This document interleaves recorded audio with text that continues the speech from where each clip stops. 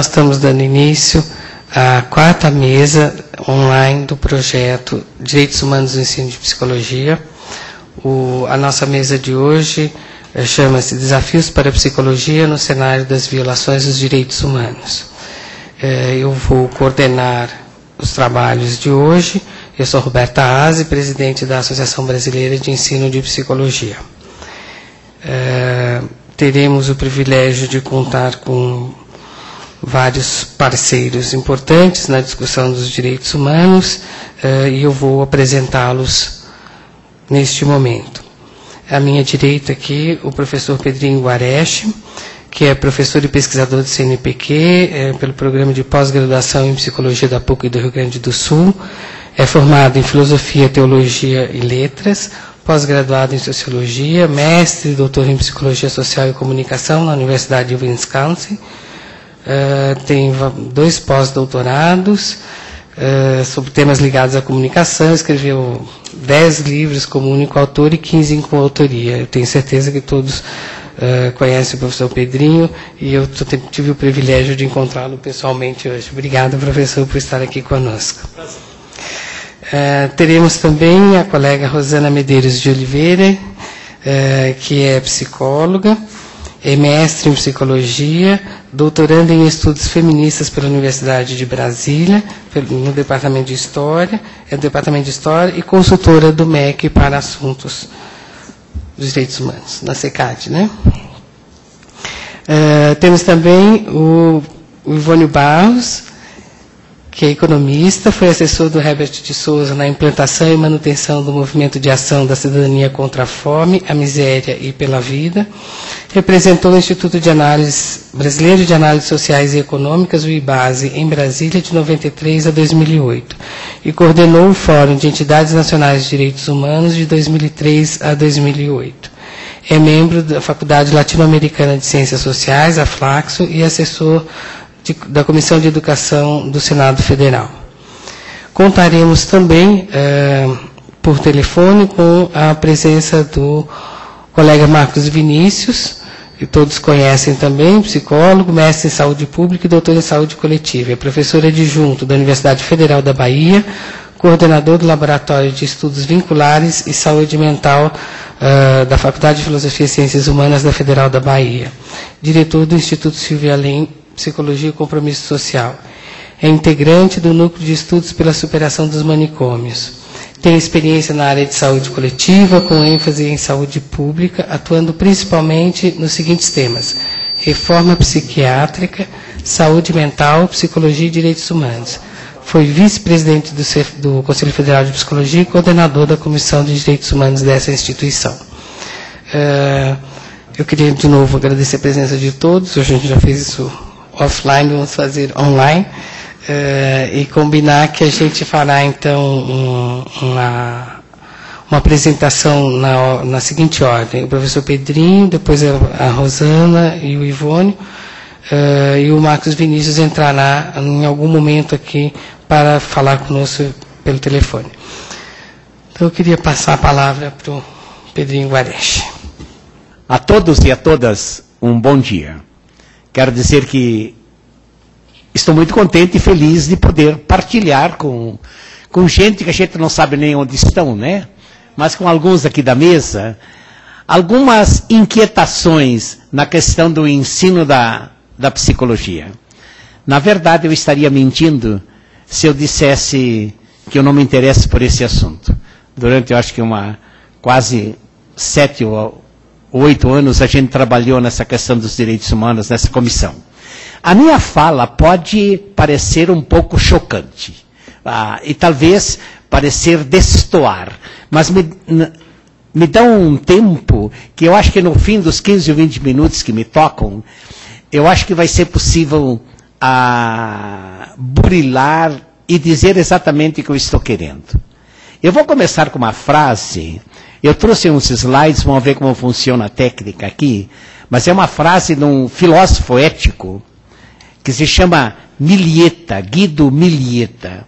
Até se for possível colocar, pode colocar. Esse é o título. A seguinte, por favor, essa frase aí. em que diz que o fundamento da universalidade dos direitos humanos se encontra, olha, o fundamento da universalidade dos direitos humanos, e não estamos em casa, se encontra na capacidade do ser humano de refletir sobre si mesmo e sobre sua condição e de descobrir seus bens humanos, constituintes ou fundamentais. A gente precisaria ler 2 ou 3 vezes para aprofundar, mas eu vou partir daí. Eu queria começar com uma pequena consideração sobre o que se costuma chamar, até pode colocar o slide seguinte, viu? O que se costuma chamar o mito da esfinge. Vocês sabem que os mitos não são coisas sem importância. Os mitos são repositórios de milênios de sabedoria da humanidade. E entre os mitos, o próprio Freud, para poder justificar justificar parte de sua teoria, ele apelou para os mitos, né? Foi uma maneira de comprovar, de provar. Mas entre os muitos mitos está o mito da esfinge. O que é esse mito? Você diz que a esfinge, até materializada numa figura, num monumento no Egito, a esfinge ela era constituída metade homem, metade animal. E ela fazia uma pergunta, vivia fazendo a pergunta. E quem não respondesse a pergunta era devorado. O primeiro enigma da esfinge está exatamente na sua constituição. E é um pouco sobre isso que eu quero enfatizar hoje. Na sua constituição que nós somos parte ser humano, parte animal. Vamos dizer assim, resolver esse enigma. Porque nós somos seres humanos com corpo, somos biológicos, mas ao mesmo tempo aqui que está então agora a psicologia, porque afinal estamos na casa da psicologia, no Conceito Federal de Psicologia, nós também temos algo além do biológico. É verdade que um necessita o outro. Nós necessitamos esse entrosamento, é impossível pensar um sem o outro. Mas, assim como o biológico reivindica um certo campo de trabalho, assim também o psicológico necessita reivindicar certo campo específico de atuação. Eu até vou arriscar aqui dizer uma coisa que pode ser meio escandalosa. Eu já discuti isso muitas vezes e gostaria de ser provocado, que vocês reagissem contra isso sempre que puderem. Eu tenho medo que a psicologia perca sua função. Que a psicologia vá ser assim tomada por outras ciências e que a psicologia desapareça se a psicologia não fincar pé exatamente no seu específico. Nós ouvimos falar no tal do ato médico, né? O ato médico era um pouco uma situação em que os psicólogos tiveram de correr, ainda tem espaço para a psicologia. Mas vamos devagar, que eu quero chegar também à questão dos direitos humanos. Devagarinho. Eu estava começando com o mito da esfinge. Ninguém conseguiu solucionar essa relação entre o biológico e o psicológico.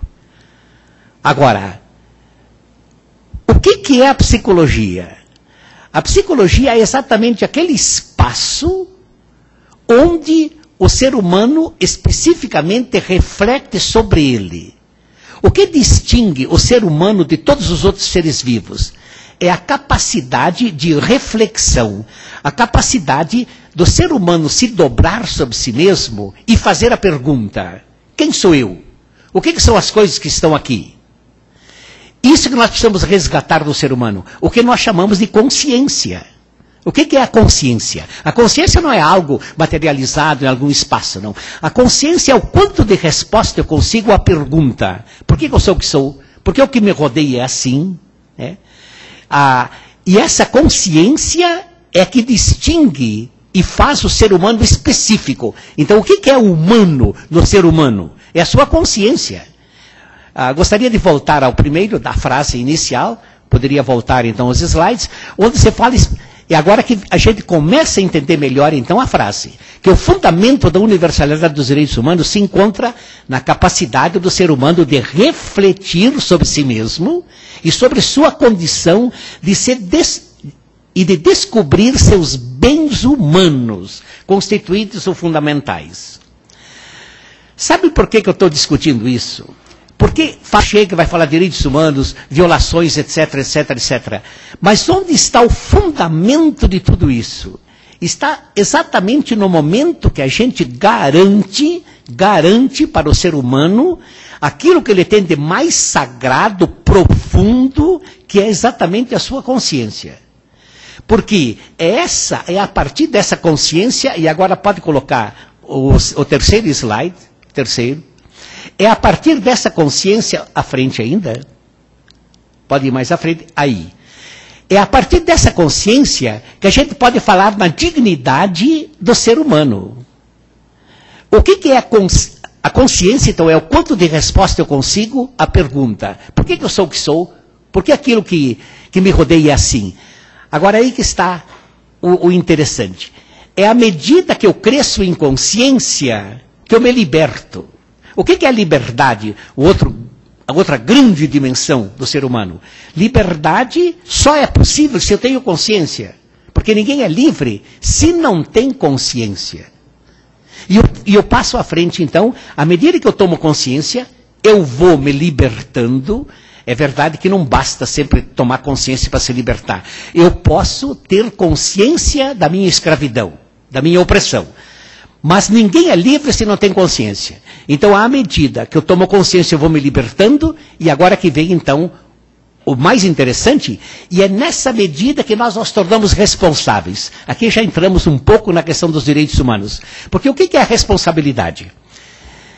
E agora vou ver se eu consigo dizer isso com clareza. Há, ao menos, duas concepções diferentes de responsabilidade. Normalmente, as agências que nós conhecemos, como as igrejas, as escolas, os governos, as famílias, quando se fala em responsabilidade, eles logo pensam, para tornar as pessoas responsáveis, pensam em mecanismos como o quê? Como punição, como multa, como castigo, ou mesmo recompensa. Quer dizer, apelam exatamente para algo que não é específico do ser humano. Porque, assim, para tornar alguém responsável, eu preciso de multa, castigo, condicionamento, que afinal, gente, é toda uma teoria em educação, em psicologia, a teoria dos condicionamentos. Isso, para tornar o ser humano responsável assim, não precisa, eu posso tornar um animal responsável assim.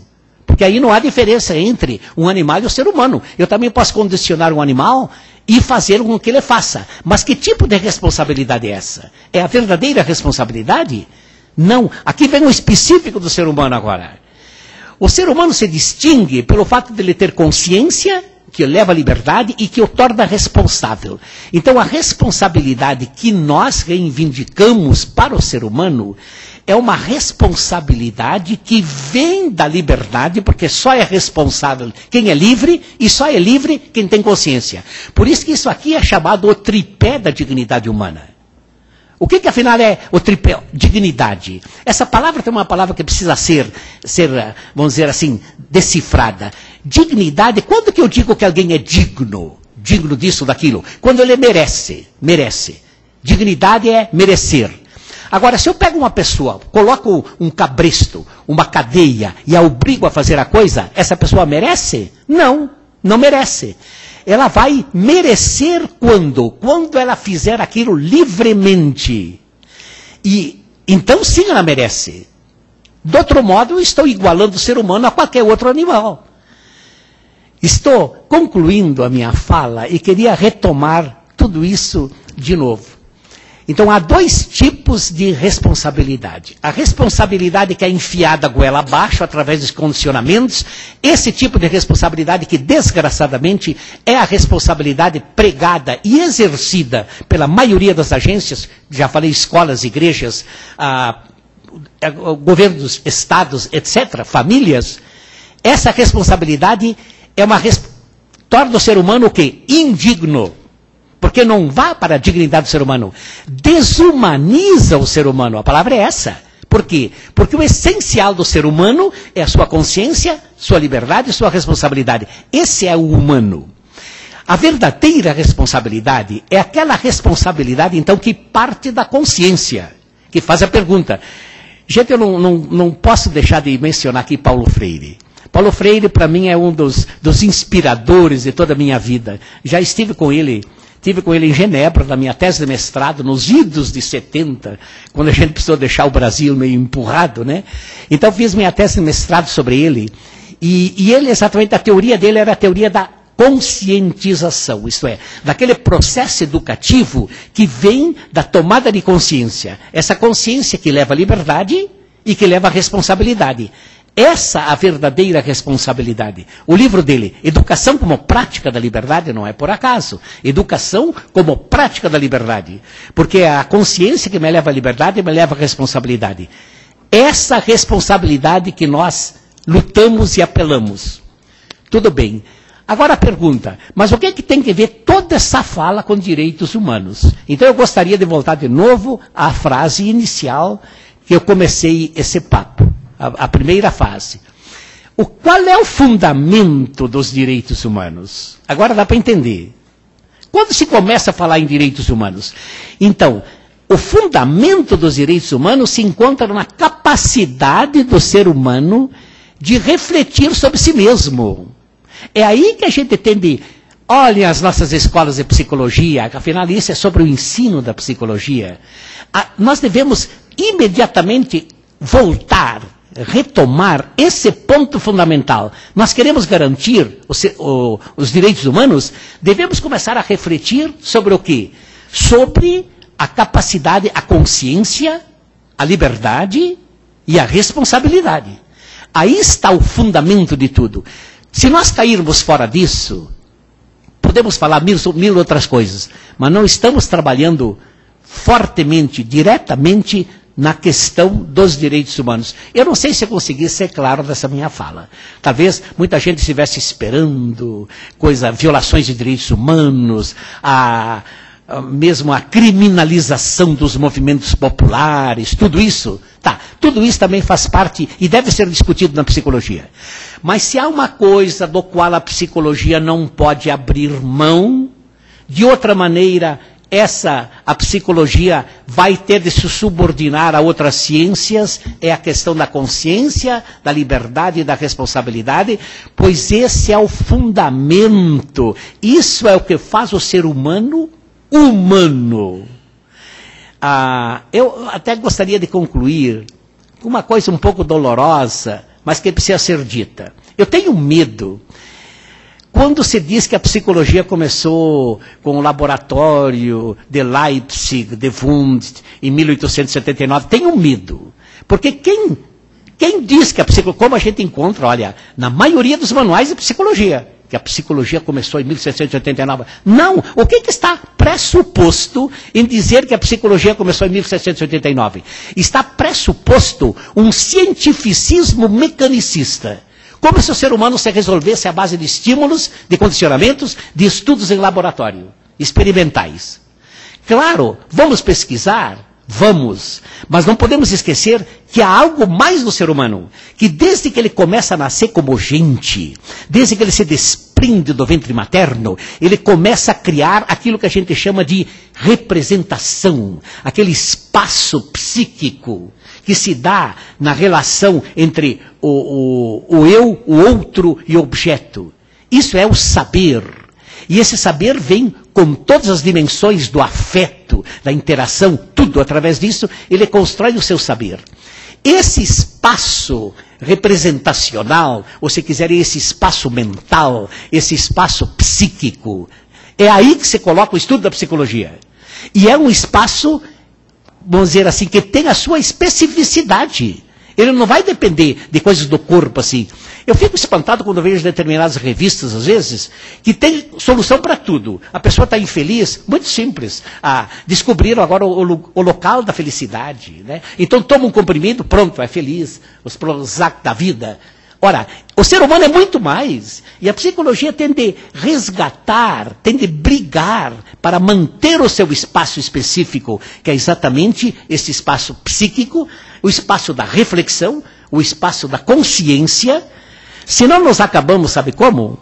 e aqui que está aquilo que eu tinha medo de dizer, mas vou dizer, dá para colocar o slide mais à frente, vai tocando depois aí, é o fantasma de Auschwitz. O que é o fantasma de Auschwitz? Nós sabemos que em Auschwitz foram mortos mais de 2 milhões de pessoas. Mas o Zygmunt Bauman, e com isso eu quero concluir, o Zygmunt Bauman, que é um grande filósofo ético, ele pergunta qual era a ética da modernidade. Nós podemos dizer, qual a ética do cientificismo mecanicista? Podemos dizer, qual a ética subjacente a quem acha que a psicologia começou nesse mundo do mecânico, do científico de 1879? Qual a ética subjacente? A ética subjacente era funcionar. Se funciona, é bom. Se funciona, é bom. E é por isso que Mengele, com uma equipe de 60 técnicos, especialistas, queria descobrir o quê? Decifrar o ser humano. Como se o ser humano se resumisse no científico. E por isso foram mortos milhões de pessoas. Quando os russos tomaram Auschwitz, havia ainda perto de 80 mil pessoas no campo de concentração. E metade delas eram crianças. Mas eram gêmeos, trigêmeos, quadrigêmeos. Por quê? Porque a equipe dele queria descobrir quem é o ser humano para fazer então esse ser humano mandar do mundo até o fim. Mas resumiam o ser humano no quê? Na dimensão puramente biológica e estrutural. Ora, gente, a psicologia tem algo a dizer. O mito da esfinge nos lembra que é um mito que nós nunca vamos conseguir decifrar. Mas a nossa questão é continuar fazendo a pergunta. Porque o ensinamento da esfinge não é de chegar a uma solução. O ensinamento da esfinge é que nós devemos continuar perguntando. E quem não faz a pergunta é devorado pela esfinge. E qual é a pergunta? A pergunta é a pesquisa. A pergunta é continuar lutando. E reivindicar espaço específico do ser humano, que faz o ser humano humano. Que é o espaço da consciência, que o leva à liberdade, que o torna responsável. Esse é o tripé da verdadeira dignidade humana. Então agora nós vamos ouvir a Rosana. Rosana, obrigada. Opa. Bom dia a todas e todos. Bom, eu preparei um texto para conversar com vocês. E, bom, a proposta é discutir que vidas contam como humanas, discutir um pouco de gênero e violência. Eu trouxe para vocês algumas questões, algumas reflexões de dois autores que tenho me debruçado ultimamente, Judith Butler e Didier Eribon. Acredito que eles poderão nos ajudar a pensar algumas questões sobre direitos humanos, gênero e violência. Em primeiro lugar, é preciso pensar nas formas pelas quais reconhecemos o que é humano. Será que alguns humanos são reconhecidos, tratados, pensados como menos humanos que outros? Se sou uma travesti, se tenho uma determinada anatomia sexual, penso particularmente nos intersexo, se sou lésbica, se sou negra, lésbica, nordestina, pobre, presidiária, sou igualmente reconhecida como humana? Inspirada em Butler, pergunto a vocês, por que a presença pública de alguém que é abertamente gay, ou que se supõe que seja gay, alguém que performa um gênero não normativo, gera tantas aversões? Didier Eribon nos lembra, palavras dele, né? No começo há a injúria. Aquela que todo gay pode ouvir no momento ou outro da vida e que é o sinal de sua vulnerabilidade psicológica e social. Isso de Didier Eribon no livro Reflexões sobre a Questão Gay. Viado nojento, sapata nojenta. São palavras que se inscrevem no corpo, são vereditos, condenações que irão ensinar a diferença gay, a diferença lésbica, o lugar da diferença. Ser lésbica é ser alguém de quem se pode dizer coisas como mulher nojenta, sapata nojenta, sapata. Frente a essa agressão, estamos desarmadas. O que fazer? Como reagir? Somos corpos expostos, como nos diz Butler, ao outro, ao contato, à voz, à violência, aos afetos. Nossos corpos são mortais, vulneráveis, nos expõem aos olhares dos outros. Butler nos chama a atenção para o fato de que nossos corpos nunca são totalmente nossos, pois têm uma dimensão pública. E como fenômeno social, na esfera pública, meu corpo não é meu. Daí o poder da injúria. Nossos corpos, independentemente de nossa vontade, nos posicionam e nos relacionam com outros, que não escolhemos necessariamente viver junto. Sapata nojenta me atinge, me posiciona, me fragiliza, me ataca. É um veredito que se inscreve em meu corpo em uma forma de timidez, de vergonha, de inadequação, de tristeza, de raiva. Sou alguém que pode ser tratada publicamente dessa forma. Vivemos em proximidade física com os outros, proximidade nem sempre desejada. E esta socialidade primária dos nossos corpos é uma condição humana, condição exposta. E como diz Butler, a violência é uma violação, é uma exploração desse laço primário, de uma vulnerabilidade que nos constitui. Não uma vulnerabilidade somente à violência, mas aos contatos. Somos corpos expostos, entregues uns aos outros. Não há como nos desfazermos dessa condição, dessa vulnerabilidade fundante. O que motiva alguns a matar ou supor digno de morte é travesti? Quais corpos são matáveis, elimináveis, sujeitos a todo tipo de violência? Quais corpos são corpos de escória, corpos que não fazem falta, corpos dejetos? Por quais vidas choramos? Luana Barbosa, mestranda em antropologia na UNB, pesquisadora corajosa e apaixonada, faz uma pesquisa de campo há 2 anos no setor comercial sul de Brasília, com travestis. Após o carnaval desse ano, ela retorna ao campo e não encontra mais por lá 5 travestis que conhecia. 4 morreram. Fernanda Negra morreu espancada com golpes de barra de ferro. Sua morte não foi caracterizada como assassinato. Morreu no hospital. Não há luto, não há surpresa, não há indignação social. Outra Fernanda, dizem que morreu de AIDS. Kevlin, amiga das duas, não frequenta mais o setor comercial sul. Sem as amigas, ela não quer ir. Luciana foi assassinada. Crime que apareceu nas páginas policiais. Crime que envolvia tráfico de drogas. Juliana, próxima de Luciana, assistiu ao assassinato da amiga. Fingiu que estava morta e sobreviveu. Todas são travestis, tá, gente?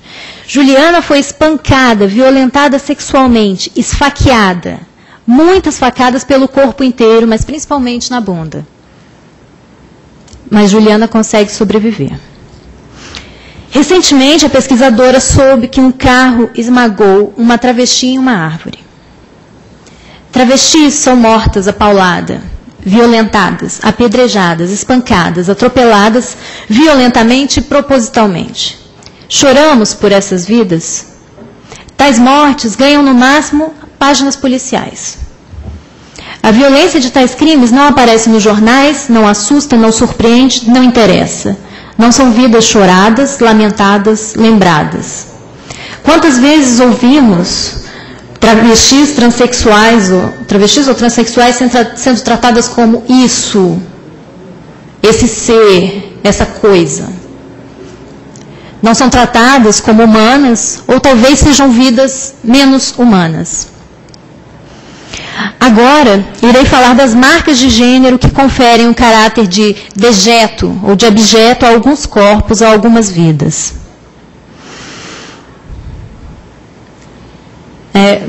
A pessoa que eu vi falando de corpos de dejetos, que eu achei interessante, foi o Durval Muniz, de Albuquerque Júnior. E estou usando também o termo que ele usa. Em primeiro lugar, gostaria de questionar a noção de que o gênero está ligado à cultura e que o sexo está ligado à natureza. A inteligibilidade sobre os corpos, sobre a anatomia é construída. As formas de entender os corpos, de classificá-los, são marcadas por possibilidade socialmente dada. Os corpos são de humano. A noção de humano está ligada à reprodução e a uma concepção normativa da morfologia humana. O humano é homem ou mulher, e cada um deve possuir uma certa anatomia. No caso das crianças intersexo, vemos um caso de desumanização. O intersexo deve adequar seu corpo para ser inteligível socialmente, para se tornar humano. A natureza tem que ser corrigida em nome da normalidade da dita natureza humana. A produção social da natureza, do que é chamado de natural, é tornada mais natural do que a diversidade da natureza mesma, que é múltipla.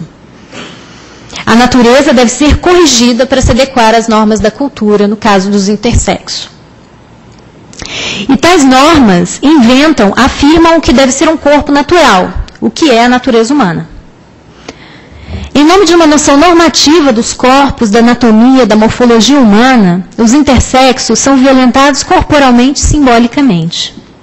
Não são reconhecidos como humanos, a não ser que corrijam seus corpos durante toda a vida para adequarem-se às normas culturalmente dominantes que determinam quais corpos são humanos, quais corpos podem existir, quais corpos são socialmente viáveis, quais corpos são naturais. A ideia de reprodução de uma heterossexualidade natural informa a inteligibilidade dos corpos. No entanto, a heterossexualidade é apenas uma possibilidade de configuração dos desejos. A reprodução como norma naturaliza a heterossexualidade e supõe corpos complementares, vagina como complementar ao pênis. No entanto, o desejo não está colado à anatomia ou à reprodução. O desejo, o encontro sexual dos corpos não é movido pela reprodução, mesmo quando esse encontro é heterossexual, né? Senão não haveria sexo anal, masturbação, senão não haveria beijos, né? Ou seja, naturalizar os corpos, a anatomia e, consequentemente, a heterossexualidade é negar toda a gama de práticas e desejos que não são reprodutivos. O gênero é uma prática social que envolve uma estilização corporal. A aparência de naturalidade dos corpos e subjetividades masculinas e femininas requer uma cotidiana construção de nossos corpos como corpos sexuados, coerentes com o nosso sexo. Nosso nome, as formas de endereçamento, as roupas, as depilações, a maquiagem, diversas práticas de embelezamento criam a extrema diferenciação entre os corpos que se fazem masculinos e femininos. São performances cotidianas que desempenhamos e que criam um efeito radical de diferença de gênero. Qualquer pelo fora do lugar é inadmissível, por exemplo, para a construção da feminilidade. Então, há um constante, né, as depilações que marcam que mulher não tem bigode, né? Então, essa radical diferenciação é construída diariamente por uma noção arbitrária do que seria o feminino e o masculino, né? E naturalizada. E feminino e o masculino como as únicas possibilidades do humano também. Somos subjetivadas em uma série de práticas de gênero, nas quais aprendemos a perceber, sentir, pensar. Uma diversidade de instâncias, como muitas vezes o Estado, a família, a medicina, a psicologia,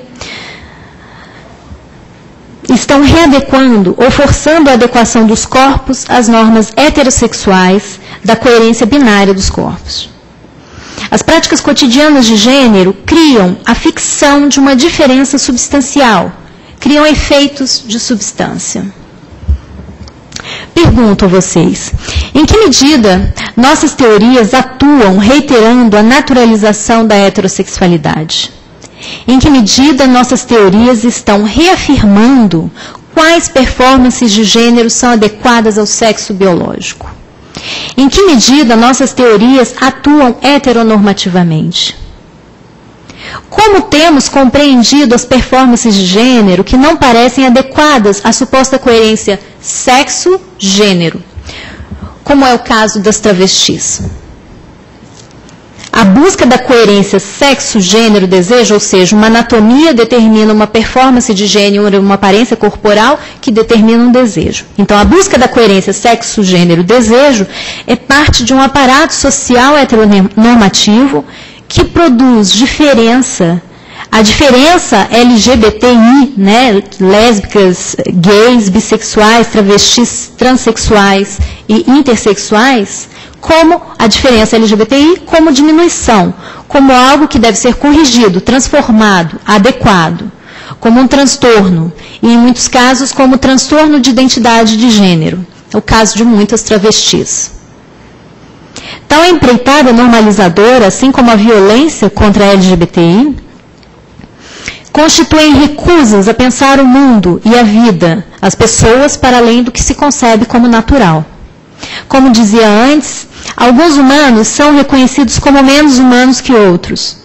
As normas que atuam na canonização de uma versão da ontologia humana, elegendo-a como um sujeito coletivo absolutamente excludente, no caso dessa discussão, o sujeito heteronormativo, produzem a diferença entre quem é ou não humano, e que vidas são possíveis de serem vividas.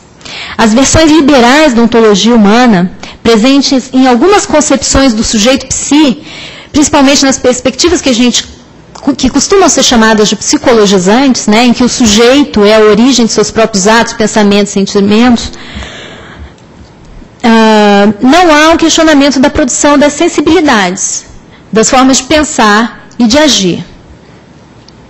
Pensar os processos de subjetivação implica refletir sobre os modos como chegamos a ser o que somos, as práticas sociais que modelam nossas formas de pensar, perceber, sentir. Se somos sujeito com agência, essa deriva de um mundo em que me constitui e que me precede. Não escolhemos as normas sociais, as práticas sociais que nos constituem. Não agimos de acordo com as nossas próprias determinações e vontades a todo momento. Somos agenciados, as mídias, os espaços, os livros, as escolas, os amigos, a família, todos participam da heterogênese da subjetividade. Heterogênese dos sujeitos, heterogênese de si mesmo.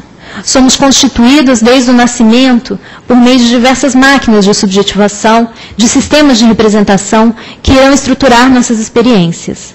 Buscar as redes que possibilitaram a emergência de nós mesmas, as contingências que nos produziram e ainda produzem, as formas que pensamos, desejamos, agimos, é tarefa fundamental para construir linhas de fuga que nos descolem dessas contingências, possibilitando a criação de novas formas de ser, pensar e agir.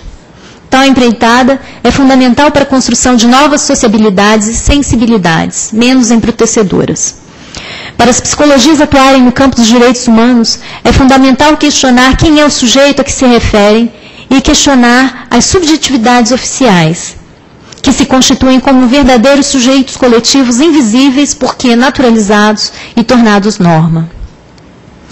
As normalizações de gênero heteronormativas excluem grandes contingentes de outros possíveis, de subjetividades outras, de outras vidas possíveis de serem vividas e reconhecidas como humanas. É isso. Terminei aqui. Obrigada, Rosana. Então a gente vai receber aí o Marcos Vinícius. Bom dia, Marcos Vinícius.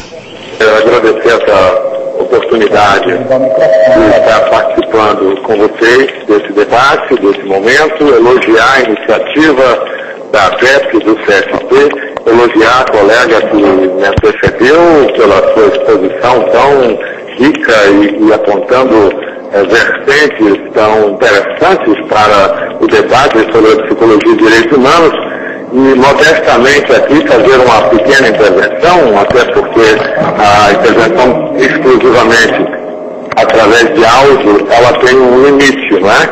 Então vou fazer uma intervenção pequena, apenas situando um pouco esse encontro da psicologia brasileira com os direitos humanos, situando o momento inaugural desse relacionamento institucional, quando no ano de 1997 o Conselho Federal de Psicologia, atendendo a uma proposta que encaminhei, organizou a primeira Comissão Nacional de Direitos Humanos do Sistema Conselho de Psicologia, Então, na história das corporações profissionais, o primeiro momento, para além da Ordem dos Advogados do Brasil, da Comissão de Direitos Humanos da OAB, que tinha se tornado célebre nas suas batalhas, e quase concomitantemente com a instalação da Comissão de Direitos Humanos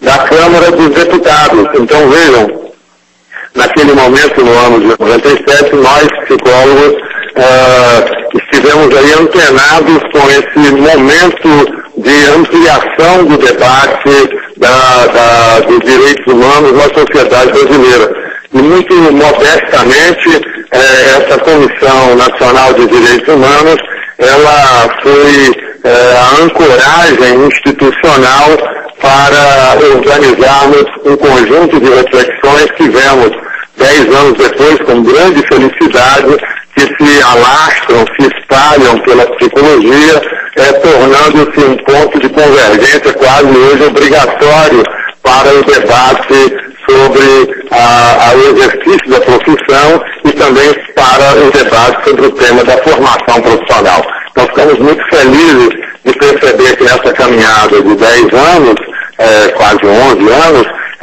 se construiu aí um patrimônio importante que localiza com ênfase, e esse programa da ABEP e do CFP com patrocínio da Secretaria Nacional de Direitos Humanos, é um programa especialíssimo, importantíssimo nessa caminhada, nessa trajetória, exatamente porque ele nos traz essa visibilidade ampliada do tema dos direitos humanos, sobretudo com ênfase aí na questão da formação dos futuros psicólogos.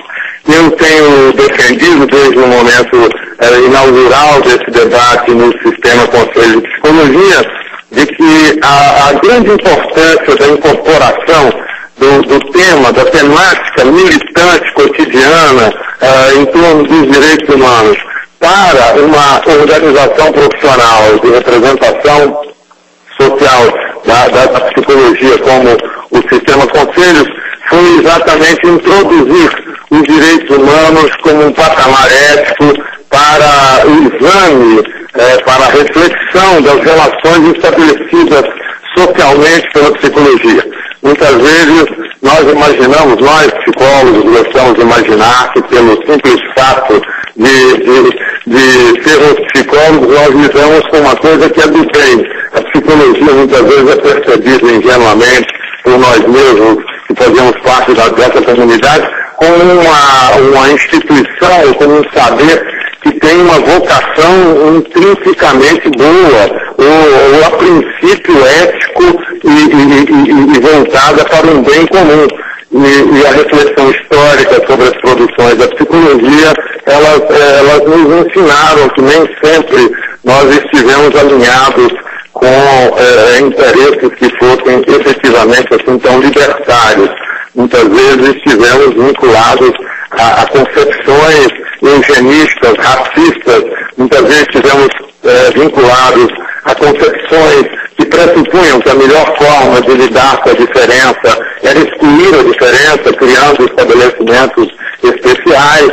Enfim, uma psicologia que muitas vezes esteve colocada num papel de selecionar pessoas entre aptos e não aptos para as diversas instâncias e dinâmicas da vida social. Então essa psicologia, os direitos humanos, eles servem um pouco para a gente, eu gosto de dizer, cortar na própria carne da psicologia. Submeter a psicologia ao exame crítico à luz dos direitos humanos tem possibilitado evidenciar na história da psicologia situações problemáticas e, óbvio, no presente, fazer uma aposta, fazer um compromisso da psicologia com relações mais libertárias e relações mais socialmente mais adequadas com os diversos grupos, populações e instituições com os quais lidamos. E um segundo argumento que gosto sempre de trazer nesse debate é da importância que tem a psicologia para a construção de uma cultura de direitos humanos na sociedade brasileira. Efetivamente, os direitos humanos, eles emanam e emanaram fundamentalmente de um campo da filosofia jurídica, e nessa sua institucionalização eles têm um espaço jurídico, um espaço bastante importante, pregnante. Afinal de contas, nós estamos falando de direitos, né? E o tema do direito é tratado no âmbito das ciências jurídicas. As ciências jurídicas, elas perseguem uma certa vocação de lidar e de produzir proposições que sejam de natureza universalista, né, de natureza para todos. A lei deve ser igual para todos, né? E efetivamente, essa perspectiva universalista, ela introduz uma dimensão objetivista no direito. O direito também visa as dimensões objetivas, fundamentalmente, na constituição da sua prática, da sua institucionalização cotidiana. E vejam, o universalismo e o objetivismo que terminam por produzir um ocultamento exatamente das dimensões do particular e do subjetivo, as dimensões que constituem cada indivíduo socialmente, que constituem cada indivíduo socialmente como um sujeito. Então nós temos trabalhado na ideia de que nós temos um sujeito de direitos e não apenas um indivíduo portador de direitos. E dizer que temos um sujeito de direitos é dizer do mundo das significações, dos afetos, das emoções, das interpretações, das cognições, das representações. Portanto, o tema dos direitos humanos, ele tem que incorporar a dimensão subjetiva como uma das dimensões fundamentais, como uma das dimensões relevantes para a experiência da própria construção dos direitos humanos.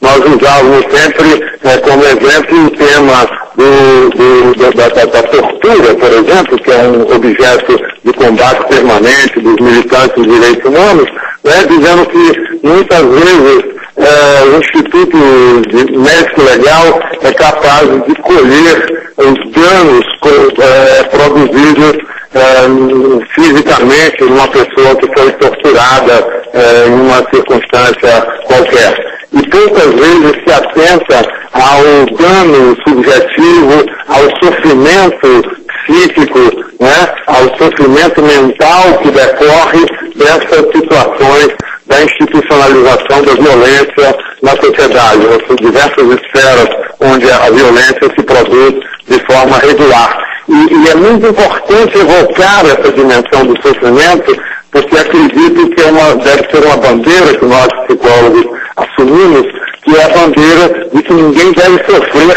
por motivos que não sejam absolutamente inevitáveis. Nós, como seres humanos, estamos condenados a uma certa ordem de sofrimentos inevitáveis, perderemos pessoas que amamos, nós mesmos nos adoeceremos, a natureza eventualmente produzirá em nós, para nós, situações de abandono e desamparo, mas efetivamente boa parte do que configura a dimensão do nosso sofrimento, ele é socialmente construído a partir das formas de institucionalização. O preconceito racial, a discriminação contra certas orientações sexuais, enfim, existe um conjunto de elementos aí que estão associados a essa dimensão subjetiva, né, que faz a experiência singular do sujeito depositária de condições de opressão, de dominação, de violência socialmente produzida. E acho que aí a palavra do psicólogo pode ser uma palavra bastante importante, que venha a produzir esclarecimento dessas dinâmicas e que venha contribuir, portanto, para a ampliação da própria noção de direitos humanos, incluindo aí e expandindo aí para que essa noção incorpore as dimensões subjetivas que constituem os sujeitos dos direitos. Bem, essa é uma contribuição rápida, muito feliz de participar com vocês, e agora vou ouvir aqui para dar sequência aí às discussões, se tiver alguma questão indicada para mim, está estarei à disposição. Obrigado, Roberto, obrigado a Beto, obrigado, CFP. Obrigado a você, Marcos. Aliás, a gente precisa registrar que você é super responsável aí por esse projeto também ter acontecido. Você junto com o Vinícius Aboc, né, o pessoal da gestão passada do Conselho da ABEP. Eu queria então agora passar a palavra para o Ivônio. Em primeiro lugar, eu quero agradecer a oportunidade que a professora Roberta me dá em ter me convidado para participar dessa atividade. Eu acho importante, eu tenho acompanhado muito o trabalho do Conselho Federal de Psicologia e sempre que a equipe do Conselho, a Ivone, o Omar, me chamam para alguma atividade, eu deixo tudo que estou fazendo e venho correndo para cá. E a professora Roberta sabe disso, então ela também, sempre que ela me chama, eu saio correndo porque eu sei que eu vou aprender alguma coisa. E foi o que tem sido sempre aqui no Conselho e foi o que aconteceu hoje. Tanto com a palestra do professor Pedrinho, quanto da professora Rosana, eu aprendi bastante coisa. E estou aqui ainda refletindo muito sobre o que eles falaram.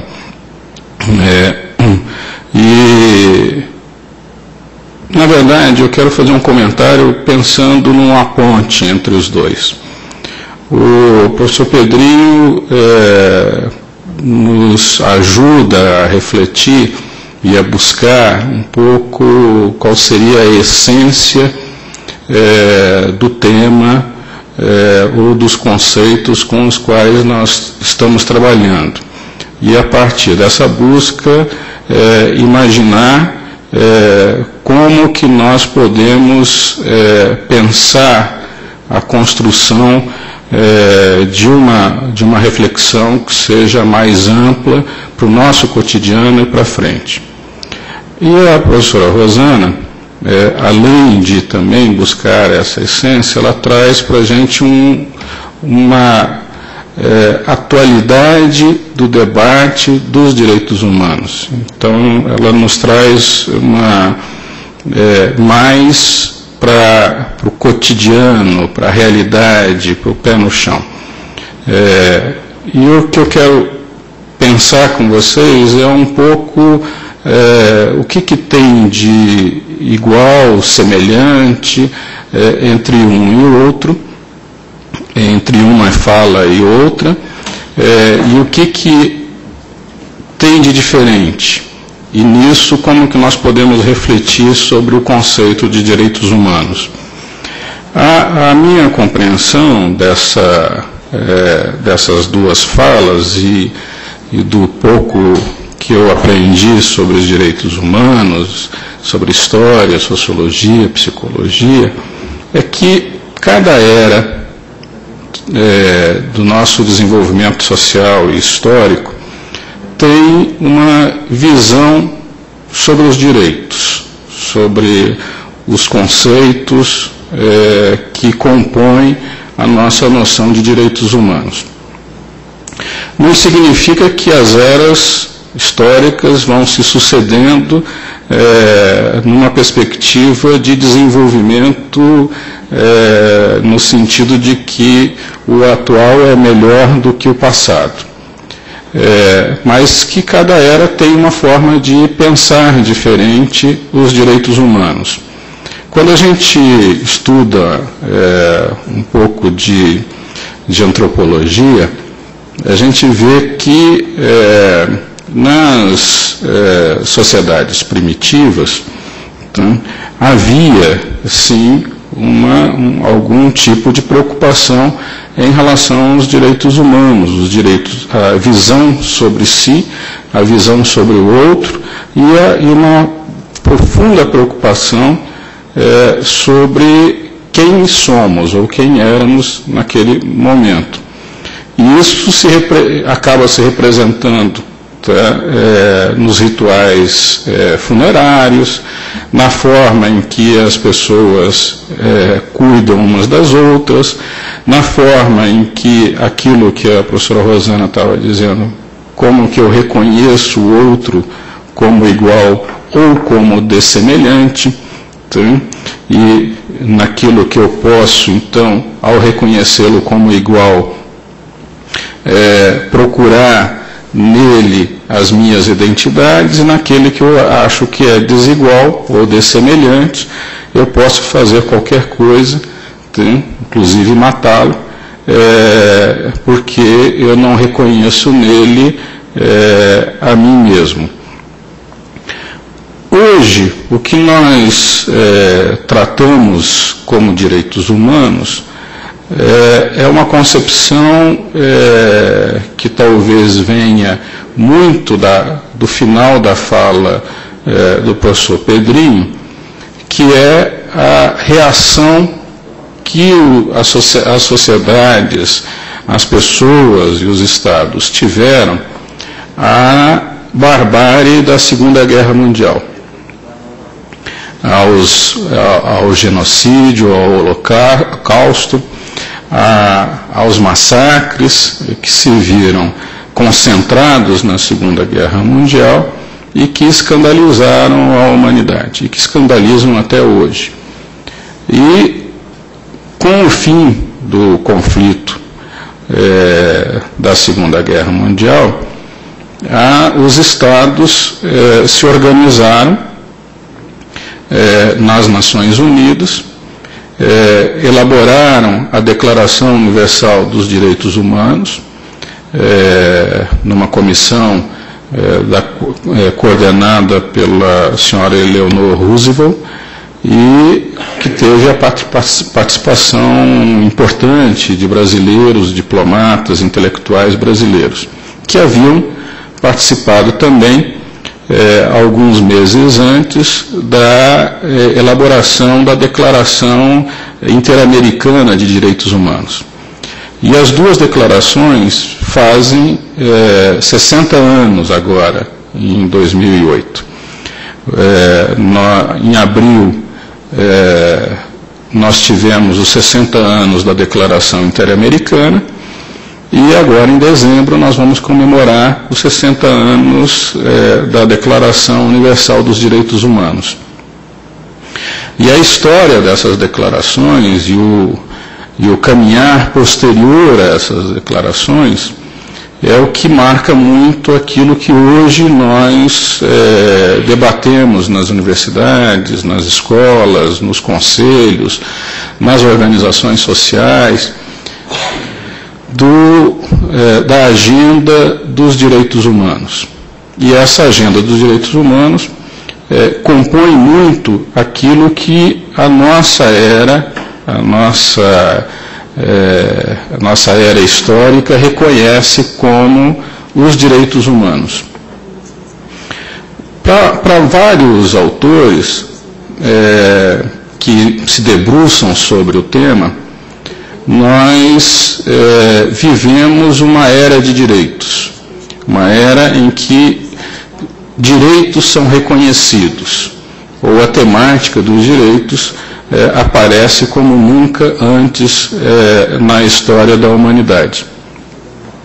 Já outros autores, olhando a mesma situação e olhando o mesmo período histórico, percebem que nós vivemos uma era de violações, onde talvez nunca na história tenhamos ou estejamos violando tantos direitos, tá? Ou provocando tanto sofrimento e tanta dor. E haja vista que nós temos hoje por volta de 800 milhões de pessoas que vivem em situação de profunda insegurança alimentar, fome, ou sem condições de acesso à alimentação, à água. Hoje, nas últimas décadas, nós presenciamos mais guerras e mais mortes do que em períodos anteriores da nossa história. Bem, ao mesmo tempo em que a Segunda Guerra Mundial é marcada pelo Holocausto, pelo genocídio, ela também foi marcada pelo início de uma história de profunda insegurança mundial, que tem sido até hoje a era atômica. Os Estados Unidos, ao jogarem 2 bombas sobre o Japão e inauguraram a era de um extermínio em massa instantâneo, aquilo que os alemães tinham muita dificuldade em descobrir era como matar rapidamente os judeus, os homossexuais, os ciganos e os comunistas.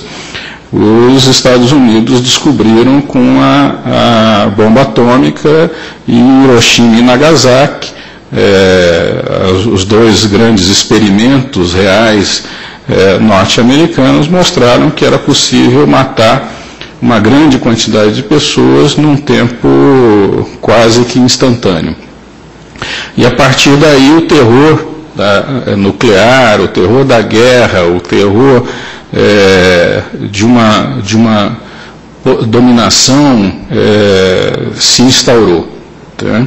Entre 45 e 1980, mais ou menos, nós tivemos esse sofrimento e essa insegurança instaurado no mundo com o nome da Guerra Fria, e depois com a derrocada da União Soviética, com a dominação bélica dos Estados Unidos e seus aliados. Então, nós vivemos uma situação de uma contradição profunda.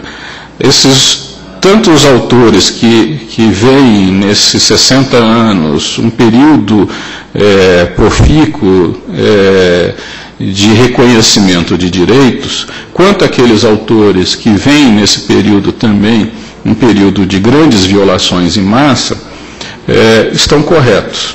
Né? Nós temos as 2 situações. Né? O conceito de direitos humanos, ou o reconhecimento dos direitos humanos, ou a consciência sobre os direitos humanos, nesses 60 anos, ganhou uma amplitude e um significado que talvez não tivessem nos períodos anteriores. Né? E provavelmente, sobre a base desses 60 anos, da Declaração Universal dos Direitos Humanos, é que nós vamos construir os próximos 60 anos, tá, da nossa visão dos direitos humanos.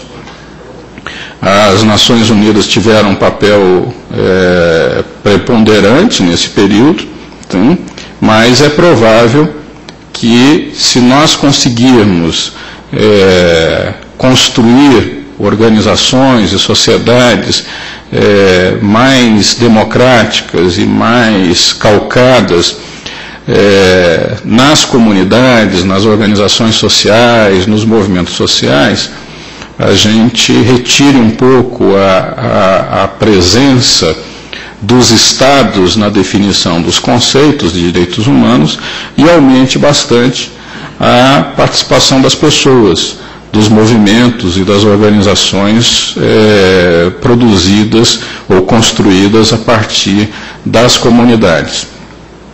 Mas, de qualquer forma, essa experiência que nós tivemos de conferências mundiais sobre os direitos da mulher, da criança, de educação, as 2 conferências de direitos humanos, a de Teherã em 68, a de Viena em 93, foram espaços importantes para a gente construir os nossos entendimentos de direitos humanos e gerar as inquietações e as reflexões que o próprio Marcos Vinícius nos trouxe na fala dele. Quem que é o psicólogo, por exemplo, ou a psicóloga, tá? Hoje no mundo, num mundo que se constrói com dois atores que são atores fundamentais na violação dos direitos humanos. Um é o Estado, tá, que é o maior violador dos direitos humanos. No Brasil, por exemplo, nós temos a polícia matando mais do que o trânsito, tá, que já é um horror no número de mortes. Tá. Nós temos as instituições, tá, que deveriam estar protegendo as crianças, são instituições que levam ao mundo infantil e da adolescência o horror das masmorras, das penitenciárias brasileiras. Né? Nós temos as próprias penitenciárias. Né? Os hospitais não ficam muito longe desse horror que é a dor ou sofrimento causado, tá? Provocada por alguém, ou intencionalmente mantida por alguém. Tá? Essa é a presença do Estado. Tá? Nós temos uma sociedade, um Estado que sempre lidaram com a violência como o processo educativo não para a liberdade, para a construção da liberdade, como o professor Pedrinho colocou, mas o processo da disciplina, né, daqueles que precisavam ser disciplinados. Né. E não é à toa que nós podemos ir nas escolas públicas, em grande parte delas, tá, e vamos reconhecer ali naquelas escolas públicas muita semelhança com os presídios. Tá? Há escolas que talvez tenham mais grades do que os presídios têm. Né? E a própria forma de organização do espaço educacional, a disciplina mantida pelos currículos, a forma em que o conteúdo e a forma das disciplinas, as matérias nas escolas, elas são organizadas intencionalmente, né, não no sentido da construção da liberdade, mas na elaboração de uma disciplina calcada na ideia de que cada macaco tem que ficar no seu galho. Né? Essa ideia esteve presente até muito recentemente de forma explícita e despudorada na ciência brasileira. Né? Até meados do século passado, a intelectualidade brasileira, e formada nas escolas de direito e nas escolas de medicina, aprendiam nessas mesmas escolas que o Brasil não tinha futuro. Não tinha futuro porque nós éramos um país que tinha muitos negros e muitos índios. Tá? E isso não era dito de forma preconceituosa. Isso era dito como se fosse uma conclusão da ciência. A ciência produzida nas escolas de medicina, nos institutos e nos centros de pesquisa concluía, tá, que a única forma de desenvolver o Brasil era branqueá-lo. Tá?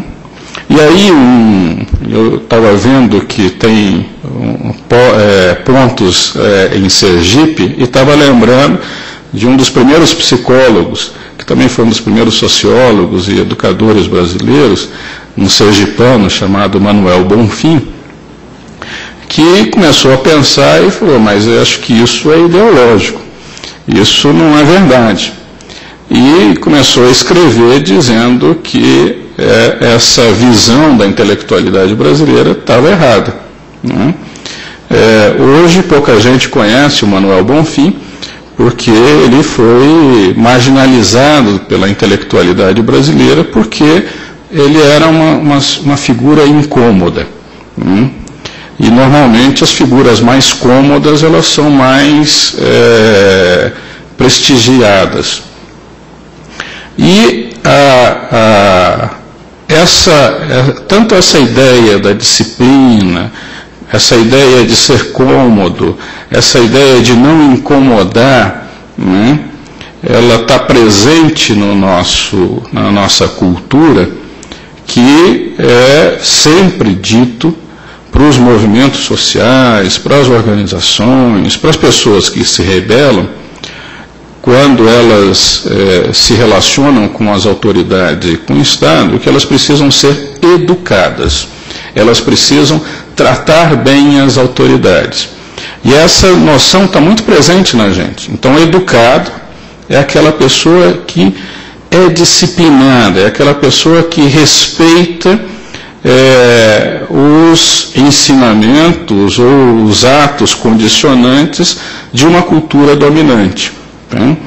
Diferente daquilo que o professor Pedrinho estava nos instigando, nesse tripé da base da noção de direitos.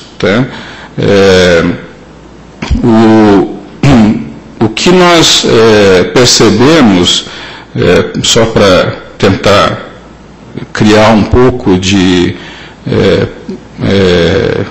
perturbação nesse processo de reflexão, mais para mim do que para vocês, talvez, pensando nos dois, o professor Pedrinho, a professora Rosana, e também na fala do professor Marcos Vinícius, qual é o papel que o psicólogo e a psicóloga têm tido nessas sociedades. O professor Marcos Vinícius falou, o entendimento que muitos têm é que a psicologia é boa, e o trabalho do psicólogo é bom, porque nós estamos ajudando.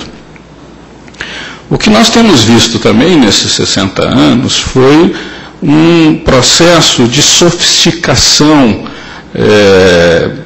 muito rápido da vida social, do controle da vida social e da construção tecnológica tanto de equipamentos quanto de métodos quer de controle, diretamente de controle, quer de aperfeiçoamento dos estilos de vida. E em todos esses processos, os psicólogos estiveram presentes. Uma participação importante dos psicólogos nesses últimos anos tem sido junto com a área de publicidade, que é uma das áreas que mais benefício tem trazido às ações de condicionamento em massa, ou criação de desejos, necessidades, ou mesmo de manutenção de uma certa disciplina a partir da frustração. Eu me lembro que o Plínio Marcos, uma vez, um dos nossos intelectuais esquecidos e marginalizados, uma vez nós estávamos um grupo de estudantes e ele nos conversando de forma bastante descontraída, que era natural dele, dizendo que o metalúrgico do ABC, isso na década de 70, um pouco mais, 70 e poucos, metalúrgico do ABC via na propaganda, que ele, para ser um bom pai, um bom marido, ele tinha que comprar uma geladeira que tinha recém saído. E se ele não comprasse aquela geladeira, ele não seria um bom marido, um bom pai.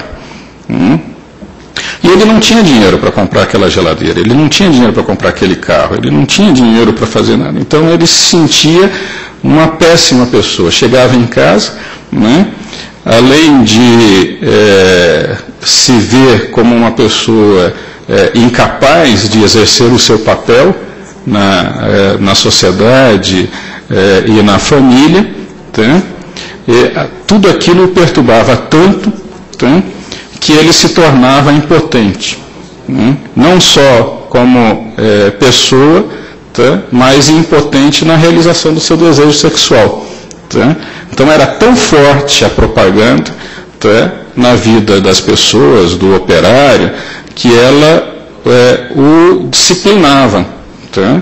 Ela criava, e o Plínio Marcos estava mostrando, a partir de uma realidade que ele conhecia em São Paulo e refletia sobre ela, mostrava como que as pessoas estavam sendo disciplinadas, não só na construção do desejo, mas na sua condicionalidade dentro da sociedade.